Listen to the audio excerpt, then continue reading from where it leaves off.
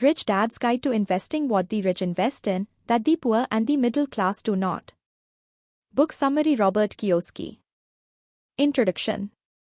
The rich dad series दुनिया की best selling किताबों में से एक है जो एक आम इंसान को सिखाती है कि कैसे हम एक एवरेज इंसान होते हुए भी बड़े सपने देख सकते हैं, ढेर सारा पैसा कमा सकते हैं और एक शानदार जिंदगी जी सकते हैं।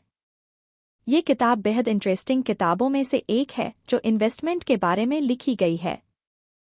अगर आप अभी अपनी सेविंग को सही जगह इन्वेस्ट करना चाहते हो तो ये किताब आपके लिए एक गाइड साबित होगी जो आपको सेफ और प्रॉफिटेबल डील करने में हेल्प करेगी। इस किताब में आप अलग अलग तरह के बिजनेस स्ट्रक्चर के बारे में पढ़ोगे और साथ ही ये भी सीखोगे कि कैसे हम लॉ का एडवांटेज ले सकते हैं और कैसे स्मार्ट डिसीजन ले सकते हैं। और सबसे इम्पोर्टेंट चीज़ जो आप इस बुक से सीखोगे वो है एक सोफिस्टिकेटेड इन्वेस्टर बनना। आप अमीर लोगों की तरह सोचना और उनकी तरह ही अपनी इनकम पर कंट्रोल रखना सीखोगे। मुझे क्या इन्वेस्ट करना चाहिए? बिजनेस की दुनिया में दो तरह की इन्वेस्टमेंट होती है। आप या तो एक अक्रेडिटेड इन्वेस्टर बन सकते हो जिसे क्वालिफाइड इन्वेस्टर भी बोलते हैं, यानी वो जो बड़े बड़े इन्वेस्टमेंट करने में माहिर होते हैं। ये वो लोग होते हैं जिनकी नेटवर्थ $1 मिलियन के करीब होती है या फिर इन्हें एक अच्छी खासी सैलरी मिलती है जिससे ये लोग इस तरह की इन्वेस्टमेंट कर सकते हैं। दूसरे टाइप में सोफिस्टिकेटेड इन्वेस्टर आते हैं, यानी वो लोग जो पैसे और अक्ल का सही इस्तेमाल करना जानते हैं। उन्हें अच्छे और बुरे इन्वेस्टमेंट का फर्क पता होता है और ये लोग पैसे के मामले में शायद ही कभी धोखा खाते होंगे। एक सोफिस्टिकेटेड इन्वेस्टर के पास जरूरी एजुकेशन, एक्सपीरियंस और पैसा होता है। 1973 का साल था जब इस किताब के ऑथर रॉबर्ट कियोसाकी वियतनाम के टूर से वापस आ चुके थे और उस वक्त उन्हें हवाई के एक मिलिट्री बेस में काम करने जाना था। हवाई पहुंचकर सेटल डाउन होने के बाद रॉबर्ट ने अपने दोस्त माइक और उसके डैड के साथ लंच पर मिलने का प्लान बनाया। उस वक्त माइक पिता बना था और रॉबर्ट को अपने बच्चे से मिलाने के लिए बड़ा एक्साइटेड हो रहा था। दोनों इस बात पर राजी हुए कि वो माइक के घर पर मिलेंगे। उस दिन सुबह एक लिमोजीन आई और रॉबर्ट को माइक और उसके डैड से मिलाने उनके समुद्र किनारे वाले बंगले पर ले गई। रॉबर्ट बंगले के अंदर जाकर दंग रह गए। उन्होंने इतना बड़ा बंगला पहले कभी नहीं देखा था। माइक उस घर में अपनी फैमिली के साथ बड़े शानो शौकत से रहता था। वो ये सोचकर हैरान था कि सिर्फ कुछ सालों में कोई इंसान इतनी तरक्की कैसे कर सकता है। इस घर की हर एक चीज खूबसूरत थी। घर को बड़े ही सुंदर तरीके से सजाया गया था। मार्बल फ्लोर था, पर्शियन कारपेट्स बिछे थे, दीवारों पर महंगा पेंट था, एक बड़ा सा पूल भी था और सबसे बढ़कर ये मेंशन समुद्र के किनारे बना हुआ था। रॉबर्ट को वो घर एक ड्रीम हाउस जैसा लग रहा था, जैसा उन्होंने फिल्मों में देखा था। वो घर की खूबसूरती में इतने खो गए थे कि माइक के बारे में भूल ही गए। माइक अपने न्यूबॉर्न बेबी को गोद में लिए हुए आया। वो काफी खुश और प्राउड डैड लग रहा था। रॉबर्ट को एहसास हुआ कि जब वो आर्मी में रहकर देश सेवा कर रहे थे तो उस वक्त माइक खूब पैसा कमा रहा था। रॉबर्ट महसूस कर सकते थे कि उनके और माइक के स्टेट्स में एक बड़ा फासला है। रॉबर्ट जानने के लिए उत्सुक थे कि आखिर माइक इतना अमीर कैसे बन गया। रॉबर्ट ने जब माइक के रिच डैड से पूछा तो उन्होंने बताया कि माइक ने कुछ ऐसी इन्वेस्टमेंट की थी जिससे उसे काफी प्रॉफिट हुआ। रॉबर्ट के पास कुछ कैश जमा था। उन्होंने कहा कि वो माइक और उनके फादर के अगले इन्वेस्टमेंट में अपना पैसा लगाना चाहते हैं। इस पर रिच डैड ने ये कहते हुए मना कर दिया कि वो उन्हें अपने एक दोस्त के पास भेजेंगे जो रॉबर्ट को पैसा सही जगह इन्वेस्ट करने में और अपनी लाइफ के फर्स्ट $1 मिलियन कमाने में हेल्प करेगा। पर रॉबर्ट नहीं माने और बार बार यही बोलते रहे कि वो सिर्फ माइक और उनके डैड के साथ ही इन्वेस्ट करना चाहते हैं। रिच डैड ने उन्हें समझाया कि वो लोग जिस तरह की इन्वेस्टमेंट करते हैं वो सिर्फ अमीरों के लिए है। जब तक तुम $1 मिलियन नहीं कमा लेते तुम इस तरह की इन्वेस्टमेंट नहीं कर सकते। और तब रॉबर्ट को पता चला कि इन्वेस्टर भी अलग अलग तरह के होते हैं, जैसे कि क्वालिफाइड और सोफिस्टिकेटेड इन्वेस्टर। और जब रॉबर्ट को इस फर्क के बारे में पता चला तो उन्होंने डिसाइड किया कि वो एक सोफिस्टिकेटेड इन्वेस्टर ही बनेंगे। आने वाले चैप्टर्स में हम आपको बताएंगे कि कैसे रॉबर्ट की तरह आप भी एक सोफिस्टिकेटेड इन्वेस्टर बन सकते हैं। इन्वेस्टिंग के बेसिक रूल। जब पैसे की बात आती है तो ज्यादातर लोग अमीर बनने के लिए शॉर्टकट ढूंढते हैं। अगर आप जल्दी अमीर बनना चाहते हैं तो आप get rich quick scam follow कर सकते हो जो हमारे दिन देखते हैं। हो सकता है आपके पास $1 मिलियन हो, लेकिन आपके पास वो नॉलेज और एक्सपीरियंस नहीं होगा जो आपके $1 मिलियन से प्रॉफिट दिला सके। जल्द से जल्द अमीर बनने के बारे में सोचने के बजाय आपको एक इन्वेस्टर के तौर पर अपने खुद के एक्सपीरियंस से सीखना होगा। एक ज़रूरी चीज़ जो आपको सीखनी होगी वो है इन्वेस्टमेंट के बेसिक रूल सीखना। इनमें से एक रूल ये भी है कि आपको पता होनी चाहिए कि आपको किस तरह की इनकम चाहिए। आप या तो दूसरों के लिए मेहनत करोगे और पैसे कमाओगे, यानी आप एक एम्प्लॉय बन सकते हो, या फिर आप अपना पैसा स्टॉक या दूसरे एसेट में इन्वेस्ट करके पोर्टफोलियो इनकम के बारे में सोच सकते हो, या फिर आप पैसिव इनकम के बारे में सोच सकते हो जो कि ज़्यादातर रियल एस्टेट में इन्वेस्ट करके कमाई जाती है। अमीर बनने के लिए आपको वो भूलना होगा जो आपने बचपन में सीखा और अपनी पोर्टफोलियो इनकम और पैसिव इनकम को बढ़ाना होगा। माइक और उसके रिच डैड के साथ लंच लेने के बाद रॉबर्ट जब वापस आए तो थोड़े उदास थे। उन्हें लग रहा था जैसे वो जिंदगी में काफी पीछे रह गए हैं। उन्होंने सोच लिया था कि वो अब किसी दूसरे की नौकरी नहीं करेंगे बल्कि खुद का बिजनेस स्टार्ट करके अपने पहले $1 मिलियन कमाएंगे। रॉबर्ट को एक सक्सेसफुल बिजनेसमैन बनने की पूरी उम्मीद थी क्योंकि उन्हें पता था रिच डैड हमेशा उन्हें गाइड करने के लिए तैयार रहेंगे। रॉबर्ट अपने रिच डैड से मिले और बताया कि वो 2 प्लान्स फॉलो करने की सोच रहे हैं। पहला प्लान होगा एक इंश्योरेंस प्लान, क्योंकि रॉबर्ट बैकअप प्लान के बिना कोई रिस्क नहीं लेना चाहते थे। उन्हें पहले अपने पैसे को सिक्योर करना होगा। फिर सेकंड प्लान आता है जिसमें वो अपना पैसा इन्वेस्ट करना शुरू करेंगे। रॉबर्ट ने रिच डैड को कहा कि अगर वो ये 2 प्लान फॉलो नहीं करेंगे तो वो कभी माइक की तरह अमीर नहीं बन पाएंगे। उनकी बात सुनकर रिच डैड हंसने लगे और बोले कि इन्वेस्ट करना कोई खेल नहीं है कि कौन पहले टॉप पर पहुंचेगा, बल्कि कौन स्मार्ट स्टेप्स लेकर पहुंचेगा, ये मायने रखता है। इसलिए रॉबर्ट भी ये स्टेप्स आसानी से फॉलो करके हर बार ज्यादा पैसा कमा सकते हैं। जो लोग पैसे कमाने के शॉर्टकट ढूंढते हैं अक्सर गेम ऑफ मनी में हार जाते हैं, क्योंकि शॉर्टकट से उन्हें कुछ सीखने को नहीं मिलता। रिच डैड ने इस तरह की इनकम के बारे में रॉबर्ट को और इन्फॉर्मेशन दी। उन्होंने कहा कि रॉबर्ट को पैसे कमाने के लिए काफ़ी मेहनत करनी होगी और फिर उस कमाई को पोर्टफोलियो इनकम में बदलना होगा और उसके बाद वो पैसिव इनकम कमाना शुरू कर सकते हैं। इस गेम में सक्सेसफुल होने के लिए रिच डैड ने रॉबर्ट को एक्सप्लेन किया कि उन्हें पहले खुद पर अपनी एजुकेशन और स्किल्स को इम्प्रूव करना होगा और दूसरे इन्वेस्टर्स की गलतियों से भी सीखना होगा। रिच डैड ने रॉबर्ट को ये भी कहा कि उन्हें बिजनेस में रिस्क के लिए तैयार रहना चाहिए, क्योंकि बिजनेस में कोई भी रिस्क आ सकता है। अगर आप सही मायनों में इन्वेस्टर बनना चाहते हो तो ये कभी प्रेडिक्ट मत करना कि इन्वेस्टमेंट कैसा करेगा। रिजल्ट जो भी हो आप उसके लिए तैयार रहो। The sophisticated investor. इससे पहले के चैप्टर में हमने 2 तरह के इन्वेस्टर के बारे में सीखा, क्वालिफाइड और सोफिस्टिकेटेड, और दोनों के बीच जो फर्क है वो ये है कि सोफिस्टिकेटेड इन्वेस्टर क्वालिफाइड इन्वेस्टर से आगे निकल सकता है क्योंकि उसे टैक्स के लॉ, कॉर्पोरेट लॉ और सिक्योरिटी लॉ की जानकारी होती है। हर इन्वेस्टर उस प्रोडक्ट पर फोकस करता है जिसे वो क्रिएट करता है या फिर जो उसे प्रॉफिट मिलता है, जबकि एक सोफिस्टिकेटेड इन्वेस्टर लॉ के दायरे में रहकर सोचता है। उसे इस बात की फिक्र रहती है कि कैसे टैक्स इश्यूज हैंडल करने हैं ताकि उसे नुकसान कम फायदा ज्यादा हो। एक सोफिस्टिकेटेड इन्वेस्टर ईटीसी के बारे में जानता है, यानी एंटिटी, टाइमिंग और कैरेक्टरिस्टिक। एंटिटी यानी बिजनेस स्ट्रक्चर चूज करना जो उसे ज्यादा प्रॉफिटेबल लगे। टाइमिंग यानी राइट टाइम पर अपने टैक्स भरना।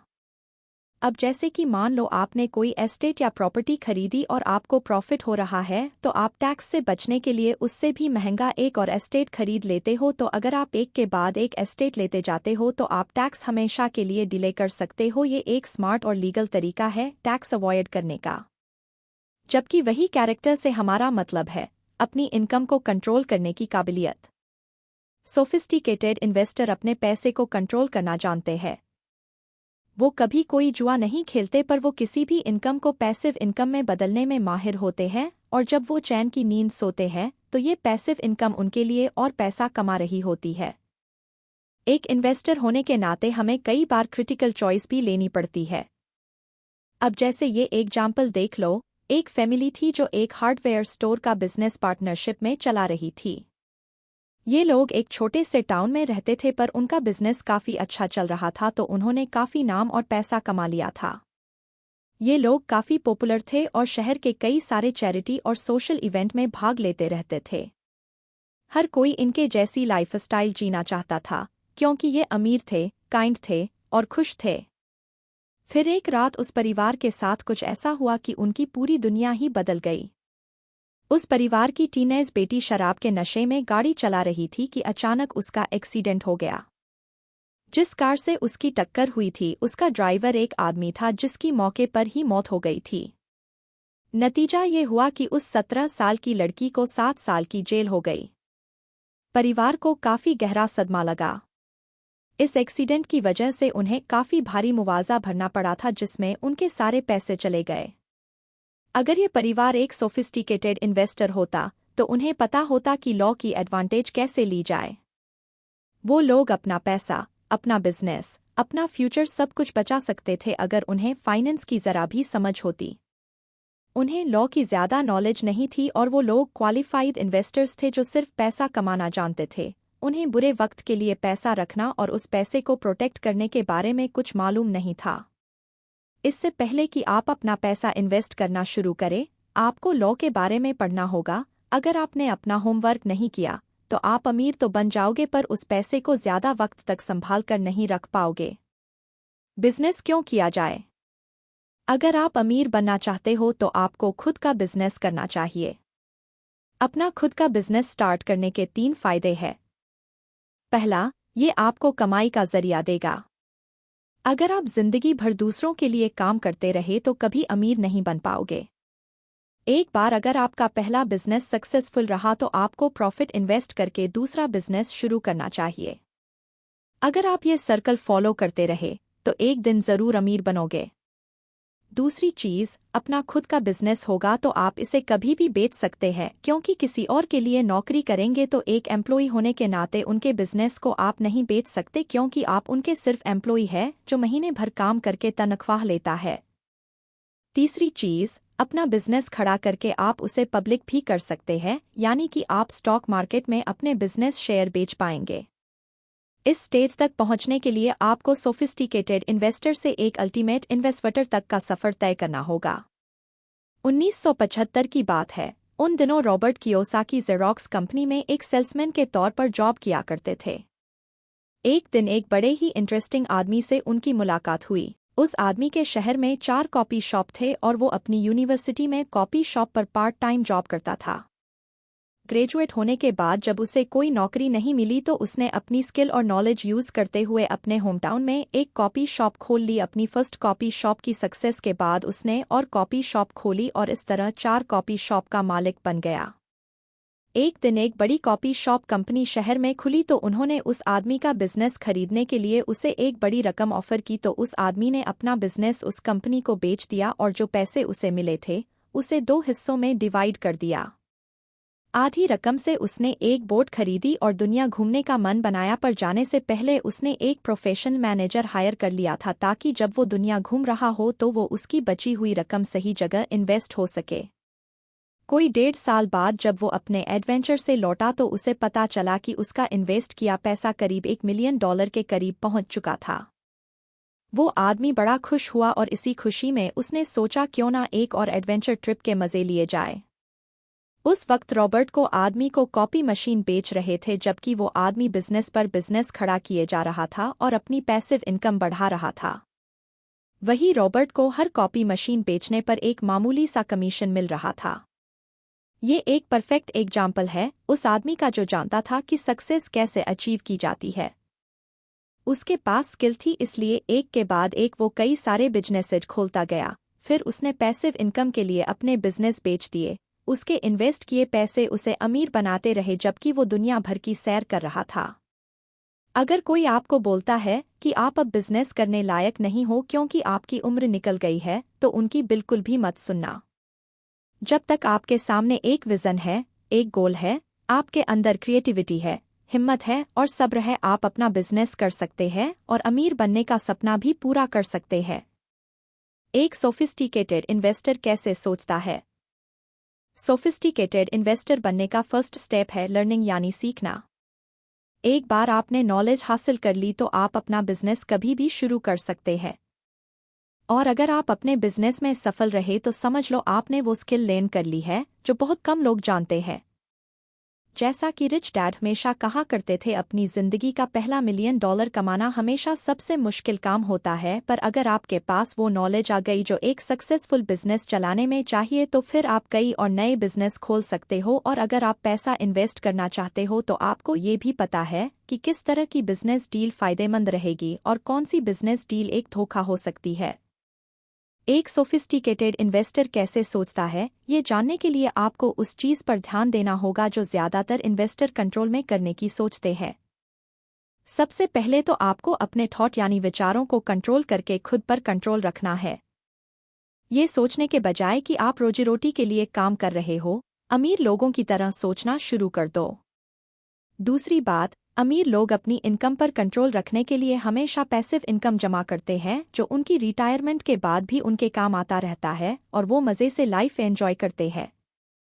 तीसरी बात, आपको सीखना है कि कैसे अपनी एंटिटी, टाइम और कैरेक्टर को कंट्रोल में रखना है, जिनके बारे में हम आपको पहले के चैप्टर में बता चुके हैं। चौथी बात, एक सोफिस्टिकेटेड इन्वेस्टर को अपने मैनेजमेंट डिसीजन और टैक्स को कंट्रोल करने का तरीका सीखना पड़ता है। अब हम यहाँ जेम्स और कैथी का एग्जाम्पल लेंगे जो एक रेस्टोरेंट चलाते हैं। ये रेस्टोरेंट प्रोप्राइटरशिप के हिसाब से चलती है, यानी रेस्टोरेंट पर एक आदमी का मालिकाना हक है। अब इस कपल के 2 बेटे हैं और अपने इस रेस्टोरेंट से उन्हें $6,000 की कमाई होती है। जेम्स और कैथी चाहते हैं कि उनकी कमाई बढ़े और उन्हें टैक्स कम देने पड़े, इसलिए उन्होंने इस बारे में एडवाइस लेने के लिए एक फाइनेंशियल एडवाइजर को हायर किया। उन्होंने डिसाइड किया कि वो अपने बिजनेस का स्ट्रक्चर बदलने के बारे में सोचा, यानी वो अपने बिजनेस को एक सिंगल प्रॉपर्टी के बजाय 2 कॉरपोरेशन में बदलने की सोच रहे थे। यानी उनका रेस्टोरेंट जिस बिल्डिंग में था वो उसे बिल्डिंग से अलग एक कॉरपोरेशन बनाने की सोच रहे थे। यानी कि अब से जेम्स और कैथी को टैक्स में करीब $7,885 का फायदा होगा और साथ ही उन्हें हेल्थ इंश्योरेंस और एजुकेशन के खर्चों से भी फायदा मिलेगा। यहाँ तक कि दोनों अब अपने रिटायरमेंट के लिए भी पैसे बचा सकते थे। और इस तरह अपने बिजनेस स्ट्रक्चर को कॉरपोरेशन बनाकर जेम्स और कैथी अब और भी सेफ पोजीशन में है। मान लो अगर उनका रेस्टोरेंट बिजनेस कभी डाउन भी होता है, तब भी गवर्नमेंट उनका घर या कोई पर्सनल एसेट सीज यानी जब्त नहीं कर सकती है। मान लो कभी उनके रेस्टोरेंट का खाना खाने से कोई कस्टमर बीमार पड़ जाता है। अब अगर वो कस्टमर रेस्टोरेंट पर केस करता है तो ये लॉ सूट जेम्स और कैथी के कॉरपोरेशन पर होगा, ना कि उनके पर्सनल एसेट पर। तो इस तरीके से वो लोग गवर्नमेंट के किसी भी तरह के लीगल प्रॉब्लम से बचे रहेंगे। जेम्स और कैथी की स्टोरी से ये साबित होता है कि आपके लिए अपने बिजनेस स्ट्रक्चर को समझना कितना ज़रूरी है और ये जानना भी बेहद ज़रूरी है कि आपकी इनकम किस टाइप की है, कैसे खुद को कानून से प्रोटेक्ट करके चलना है, कैसे अपने टैक्स घटाने हैं, वगैरह वगैरह। लेकिन आप ये सब तभी कर पाएंगे जब आप एक सोफिस्टिकेटेड इन्वेस्टर जैसी सोच रखेंगे। बस आपको ये सीखना है कि कैसे खुद को, अपनी इनकम को और अपने टैक्स का कंट्रोल किया जाए। क्या आप सोसाइटी को वापस देने को तैयार हैं जो आपने कमाया? अब हम टनल के एंड में पहुंच चुके हैं। इस चैप्टर में हम अपनी जर्नी की उन सारी बातों को दोहराएंगे जो हमने अब तक सीखी, और एक सोफिस्टिकेटेड इन्वेस्टर बनने के लिए आपको इस लास्ट लेसन को ध्यान से समझना होगा। जो last advice rich dad Robert को देते हैं वो ये कि उसने आज तो जो कुछ कमाया है वो वापस करना है। अगर आप इस किताब में दिए स्टेप्स फॉलो करके खूब सारी दौलत कमाने में कामयाब हुए हैं तो अब वक्त आ गया है अपनी कमाई का कुछ हिस्सा सोसाइटी की भलाई में लगाने का। अपनी मेहनत की कमाई का थोड़ा बहुत सदुपयोग सबको करना चाहिए। इसके लिए आप कोई चैरिटेबल ट्रस्ट ज्वाइन कर सकते हो या किसी नॉन प्रॉफिट ऑर्गेनाइजेशन से जुड़ सकते हो या गरीब बच्चों के लिए कोई स्कूल खुलवा सकते हो। आप अपनी कमाई के पैसे से जो चाहे कर सकते हैं, पर यह हमेशा याद रखना कि एक सोफिस्टिकेटेड इन्वेस्टर का अल्टीमेट गोल दूसरों की हेल्प करना है। एक दिन रॉबर्ट का एक दोस्त उनके शहर में आया और उन्हें अपने साथ गोल्फ खेलने के लिए इनवाइट किया। डैन रॉबर्ट का तब से दोस्त था जब वो हाई स्कूल में थे और वो काफी बढ़िया गोल्फ खेलता था। शुरू में रॉबर्ट को डैन के साथ गोल्फ खेलने का आइडिया कुछ जंचा नहीं क्योंकि वो जानते थे कि वो डैन से हार जाएंगे। अपनी जिंदगी के बारे में शेयर करते हुए रॉबर्ट ने डैन को बताया कि उन्होंने काम से रिटायरमेंट ले ली है और वो 2 बिजनेस स्ट्रक्चर खोलने जा रहे हैं, जिनमें से एक वो लोगों के साथ शेयर करेंगे और दूसरे पर वो प्राइवेटली काम कर रहे हैं। अचानक डैन को बड़ा गुस्सा आ गया। उसने रॉबर्ट से नाराजगी जताते हुए कहा, तुम्हें पैसे कमाने की पड़ी है जबकि दुनिया में लाखों लोग भूख से मर रहे हैं। उसने रॉबर्ट को ये तक बोल दिया कि रिच डैड और माइक की तरह ही वो भी एक लालची और खुदगर्ज इंसान है। डैन दरअसल लॉयर था जो गरीब लोगों के केस मुफ्त में लड़ता था और उनकी मदद करता था। यही वजह थी कि उसे गरीबों से बड़ी हमदर्दी थी, वो उनकी तकलीफ समझता था। डैन ने रॉबर्ट से कहा कि अमीर और गरीब लोगों के बीच एक बड़ी खाई है जिसे भरना काफी मुश्किल है। डैन का मानना था कि अगर दुनिया के सारे अमीरों के दिल में गरीबों के प्रति थोड़ी बहुत भी हमदर्दी आ जाए और वो अपनी थोड़ी सी दौलत उनमें बांट दे तो दुनिया में कभी कोई गरीब भूख और बीमारी से नहीं मरेगा। अब जैसा कि जाहिर है, रॉबर्ट डैन की बातों से इत्तेफाक ही रखते थे, बल्कि उनके हिसाब से गरीब इसलिए गरीब गरीब बने रहते हैं क्योंकि वो अमीर बनने के बारे में कभी सोचते ही नहीं है। लोग सारी जिंदगी सिर्फ नौकरी में गुजारा कर लेंगे पर है कभी पैसिव इनकम या खुद का बिजनेस करने के बारे में नहीं सोचेंगे। अगले दिन रॉबर्ट ने डैन को इनवाइट किया और दोनों एक रेस्टोरेंट में मिले। वहां रॉबर्ट ने डैन को एक बोर्ड गेम दिखाया जिस पर वो काम कर रहे थे। रॉबर्ट ने डैन को अपने फाउंडेशन कैश फ्लो के बारे में भी बताया। ये फाउंडेशन लोगों हेल्प करती थी ताकि वो अपना अमीर बनने का सपना पूरा कर सके और साथ ही सोसाइटी में अपना योगदान भी दे सके। पहली बार बोर्ड गेम देखकर डैन को बड़ा गुस्सा आया। उसने लगा रॉबर्ट अमीरों को और अमीर बनने में मदद कर रहा है, पर जब रॉबर्ट ने एक्सप्लेन किया कि उनकी फाउंडेशन सबकी मदद करती है, चाहे अमीर हो या गरीब, तब जाकर डैन का गुस्सा शांत हुआ। फिर रॉबर्ट डैन को ये भी बताया कि कैसे उनके रिच डैड ने अपनी ज्यादातर कमाई डोनेट कर दी थी। ज्यादातर लोगों को लगता है कि अमीर लोग लालची और खुदगर्ज होते हैं, पर हकीकत में ऐसा नहीं है। अगर आप भी अमीर बनने के ख्वाब देखते हो तो जरूर बनो, पर ये याद रखो कि जो हम कमाएं उसका कुछ हिस्सा जरूरतमंदों के नाम कर दे। खूब सारे पैसे कमाओ और फिर लोगों को भी अपनी जिंदगी बेहतर बनाने का मौका दो। कंक्लूजन। रॉबर्ट कियोसाकी एक बहुत ही उदार व्यक्तित्व के इंसान हैं। इस बुक समरी को पढ़कर आपको ये पता लगा कि रॉबर्ट ने पहली बार जिंदगी में $1 मिलियन कमाने का मिशन बनाया और पैसे कमाने के बाद उन्होंने इस पैसे को इन्वेस्ट किया और खूब सारी दौलत कमाई। उन्होंने शुरू से ही यही सिखाया गया था कि इंसान को हमेशा बड़ा दिल रखना चाहिए और जितना हो सके दूसरों के काम आना चाहिए। इसलिए उन्होंने एक फाउंडेशन शुरू की जहां समाज के हर वर्ग के लोगों को सिखाया जाता है कि कैसे अमीर बना जाए और फिर सोसाइटी के जरूरतमंदों की मदद की जाए। रॉबर्ट का गोल है हर कोई एक सोफिस्टिकेटेड इन्वेस्टर बने जो अमीर लोगों की तरह सोच रखे और उनकी तरह व्यवहार करे। इस बुक में आपने सीखा कि अगर आप फाइनेंशियली फ्री होना चाहते हैं तो आपको एक सोफिस्टिकेटेड इन्वेस्टर बनना होगा। रॉबर्ट कियोसाकी इन्वेस्टिंग के रूल्स जानते हैं, उन्हें लॉ की जानकारी है और वो अच्छे से जानते हैं कि उन्हें किस तरह की इनकम के लिए काम करना चाहिए। इस बुक से हमने ये भी सीखा कि एक सोफिस्टिकेटेड इन्वेस्टर वो होता है जिसका खुद का बिजनेस हो। जब आप रिस्क लेने का फैसला लेते हो तो आपको एक इंश्योरेंस प्लान की भी जरूरत पड़ेगी, और अगर आप फेल हो भी गए तो फिर से कोशिश कीजिए और तब तक करते रहिए जब तक कि आप अपने पहले $1 मिलियन ना कमा ले। एक बार मिलेनियर बनने के बाद आप कुछ और बिजनेस वेंचर भी एक्सप्लोर कर सकते हैं। आप अपनी लाइफ में चाहे जितना भी पैसा कमाएं, पर उसका कुछ हिस्सा सोसाइटी की भलाई के लिए जरूर लगाए। इसलिए हमेशा सपने देखते रहिए और सीखते रहिए, क्योंकि एक सोफिस्टिकेटेड इन्वेस्टर बनने का सिर्फ यही एक तरीका है।